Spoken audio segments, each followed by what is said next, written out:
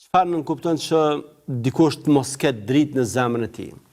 Sigurisht se nënkupton atë hamendësimin, nënkupton çorientimin, humbjen në horizont, duke mos ditur se nga të orientohet, duke mos ditur se çfarë do të bëj. Pra, është, si themi, një lloj devijimi i thellë i cili njeriu t'ia pamundson që të shet vërtetën dhe rrjedhimisht edhe ta ndjek atë. Dhe si i këtill sigurisht se ai do të bëj gabime, do të bëj lëshime të cilat do të jenë teje të mëdha.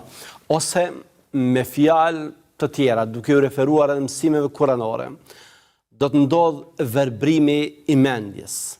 Do të ndodh që pastaj zemra dhe mendja do të jenë jashtë funksionit primar. Allahu ka thënë në Kur'an: "Fa innaha la ta'mal absar, walakin ta'mal qulub allati fi as-sudur." Venire, nuk janë sytë ata që verbohen, por janë zemrat në gjokset e njerëzve.